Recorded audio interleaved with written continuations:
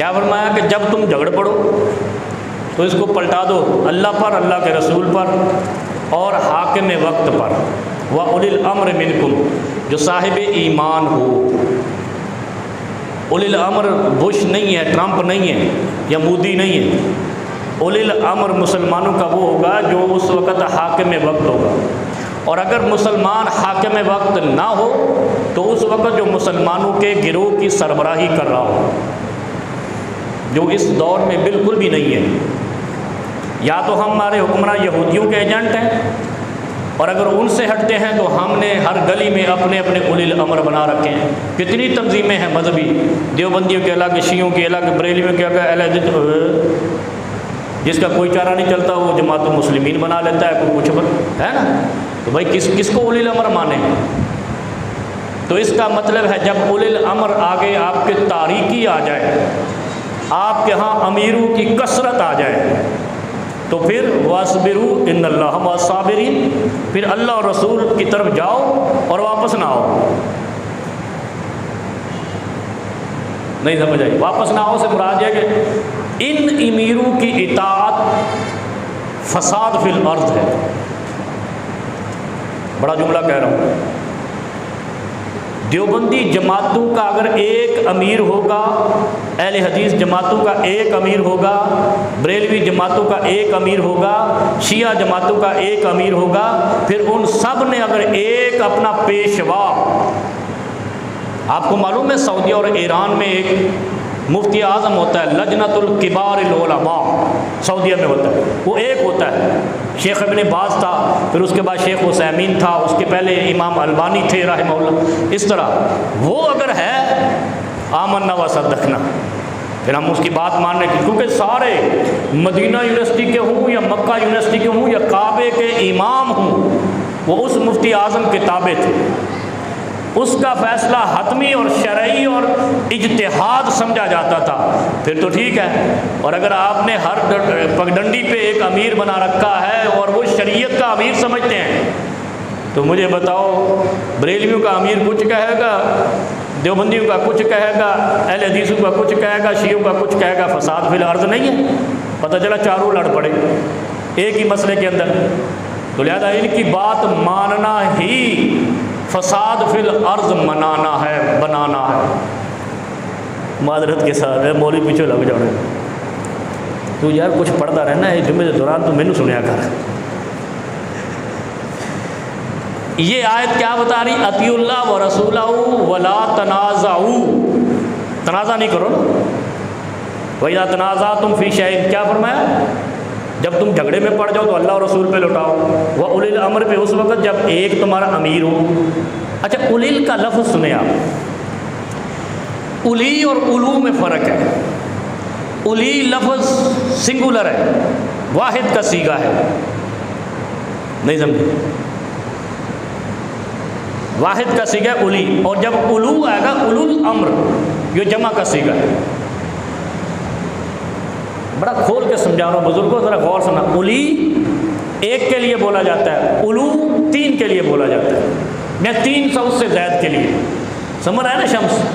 اولو پلورل ہے، جمع کا صیغہ ہے۔ اولو الامر اگر قرآن میں آتا تو اس کا مطلب تھا اپنے اپنے امیروں کی بات مانو، جب اولی الامر آیا تو اس کا مطلب ہے ایک امیر کی بات مانو۔ اچھا پھر مزے کی بات یہ ہے کہ صرف ادھر ہی صبر نہیں کیا، اللہ رب العالمین نے قرآن میں اتارا ہے، یعنی وہ ہماری، وہ کون ہے رب؟ تنزیل من حکیم حمید، وہ رب وہ ہے جو حکیم ہے۔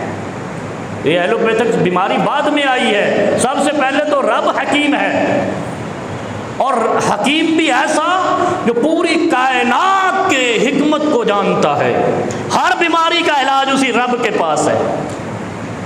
اس حکیم رب نے صرف اولی نہیں اتارا، امر بھی واحد کا صیغہ اتارا ہے۔ امر واحد کا صیغہ ہے، اس کا مطلب ہے ایک امیر۔ اسی لیے اولی الامر جو قرآن میں آیا ہے، اس کا مطلب یہ تھا کہ آپ کا ایک امیر، ایک حاکم ہونا چاہیے، دو حکمران ایک ریاست میں نہیں ہو سکتے۔ لو کان فیہما آلہۃ الا اللہ لفسدتا، اللہ نے کہا کہ اگر زمین والوں کے لیے دو الہ ہوتے تو زمین پر فساد ہوتا. الہ ایک ہے، معبود ایک ہے، عبادت کے لائق صرف ایک الہ ہے، اسے اللہ رب العالمین کہتے ہیں. اور اس رب کی خصوصیت کیا ہے؟ ان اللہ قوی عزیز. اچھا، جو دو صورتیں ہیں نا، ایک تو ہے دینی امور کے امیر اور ایک ہے دنیاوی امور کے امیر. وہ ان کو جائے بھاڑ دے، وہ جو مرضی کرتے رہیں، وہ خدا کرے آپس میں پھٹ جائیں. وہ یار دین کے نام پہ تو ایک امیر پہ اکتفا کرو. ہمارے تو مفتی اعظم بھی کئی ہیں، پتہ ہے آپ کو. بریلویوں کا مفتی اعظم الگ ہے، دیوبندیوں کا مفتی اعظم الگ ہے. اہل حدیثوں کو بیماری پوے مفتی اعظم کسی نے بنا دے. انہوں نے ہر شیخ الحدیث مفتی اعظم ہوں. ہر بخاری اور مسلم پڑھانے والا اہل حدیثوں کے ہاں مفتی اعظم ہے. نہیں، ایسے ہی ہے حقیقت. اس لیے کہ یہ اس طرح کی کیٹیگری جو فساد فی الارض کا سبب بناتے ہی نہیں ہیں. اب وہ مفتی اعظم پہ جھگڑ رہے ہیں، آپ کو شاید معلوم ہوگا فلانے کے مفتی اعظم نے فتویٰ دیا، فلانے کے چلو تو جھگڑا ہی ہوگا نا. لو کان فیہما آلیۃ الا اللہ لفسدتا. جب دو مفتی اعظم بناؤ گے فساد فی الارض ہوگا. لفسدتا. اچھا، یہ فسدتا صرف سنگل صیغہ نہیں ہے، اس کے ساتھ لام بھی لگایا ہے، اور اس لام کا مطلب ہے تاکیدن، یقیناً. اسلام لفسدتا ہے، اس کا مطلب ہے یقیناً فساد ہوگا. تو ہم کیسے روک سکتے ہیں؟ اللہ نے کہا جب 2 مفتی اعظم 3 مفتی اعظم بناؤ گے لفسدتا، فساد کی نظر ہو جاؤ گے، فتنے کی نظر ہو جاؤ گے. آپ دیکھ لو، سعودی عرب میں کسی نے کوئی فتویٰ دیا تھا جس کی گردن اتاری تھی. بڑا مفتی تھا ان کا، وہ ایران والوں کا، کچھ سال پہلے کی بات ہے. انہوں نے کہا نہیں، تم نے ریاست کے مفتی اعظم کے خلاف بات کی ہے، گردن اتاری جائے. لاؤ نا یہ قانون پاکستان میں. ادھے مولویوں کی گردن لتی ہونی ہے، یہ سارے مفتی اعظم گردن تو بغیر پھرتے ہونے. حقیقت بات ہے، کوئی اسلام کا کوئی ایک طرح امتیاز ہے، اتحاد ہے. دیکھو نا، اللہ قرآن میں کہتا ہے. اب آ جاؤ ادھر، میں اس آیت کی طرف آتا ہوں. سورہ انفال کی آیت ہے. انفال سمجھتے کس کو؟ زیادتی، نفل، زیادہ، فرضوں سے زیادہ جتنے مرضی پڑھ. ہم نے تو فکس کیے ہوئے ہیں نا. یہی ہماری بیماریاں دیکھو، ہم میدے کے مریض ہیں، سارے بر صغیر کے مسلمان. ہم نے ہر چیز دین سے زیادہ کھائی ہوئی ہے، رکھی ہوئی.